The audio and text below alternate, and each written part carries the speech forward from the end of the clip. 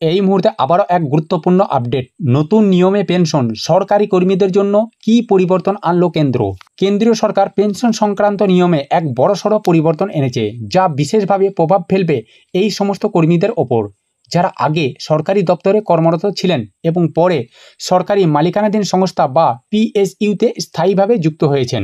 2025 সালের 22শে মে থেকে কার্যকর হওয়া এই পরিবর্তনগুলি central civil service pension rule 2025-এর মাধ্যমে আনা হয়েছে, যা সেন্ট্রাল সিভিল সার্ভিস রুল 2021-এ সংশোধনী আকারে সংযোজিত হয়েছে।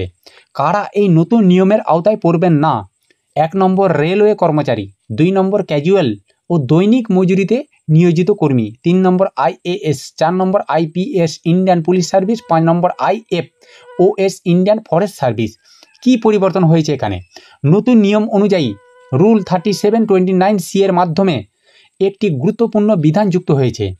এতে বলা হয়েছে, যদি কোনো পিএসইউ কর্মী যিনি পূর্বে সরকারি পরিষেবায় নিযুক্ত ছিলেন এবং পরে পিএসইউতে স্থায়ীভাবে যুক্ত হয়েছেন, তাকে শৃঙ্খলা ভঙ্গ বা অসৎ আচরণের কারণে বরখাস্ত বা চাকরি থেকে অপসারিত করা হয়, তবে তিনি তার সরকারি চাকরির সময় অর্জিত পেনশন সহ সমস্ত অবসরজনিত সুবিধা হারাতে পারেন। আগে এই ধরনের পরিস্থিতিতে পিএসইউর চাকরি থেকে বরখাস্ত হলেও ওই কর্মী তার আগের সরকারি চাকরির সময়ের পেনশন সুবিধা পেতেন। নতুন নিয়ম সেই সুবিধাকে সম্পূর্ণভাবে প্রত্যাহার করার সুযোগ তৈরি করেছে। মূল দিক নির্দেশ: সম্পূর্ণ পেনশন বাতিলের সম্ভাবনা।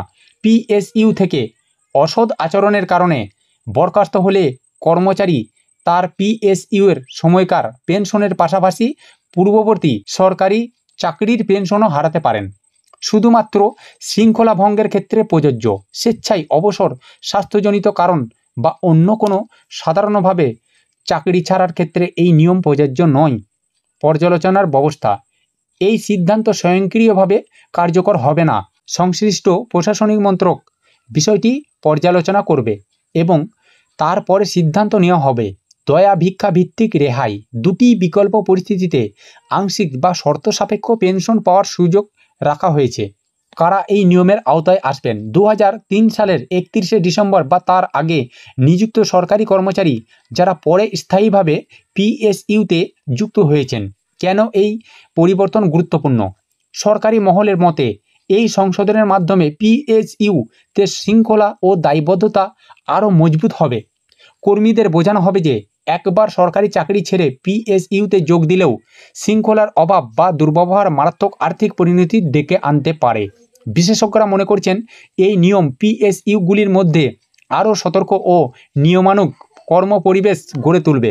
তবে অন্যদিকে প্রাক্তন সরকারি কর্মীদের জন্য এটি এক ধরনের মানসিক চাপও সৃষ্টি করতে পারে, কারণ চাকরি থেকে বরখাস্ত হওয়ার অনেক পরে এমনকি তারা তাদের পূর্বের সঞ্চিত পেনশন থেকেও বঞ্চিত হতে পারেন। আজ এই পর্যন্তই। চ্যানেলে নতুন হয়ে থাকলে অবশ্যই সাবস্ক্রাইব করে দেবেন, কারণ প্রত্যেকটা মুহূর্ত এই ধরনের নিত্য নতুন ভিডিও আমি আপনাদের কাছে পৌঁছে দেবো।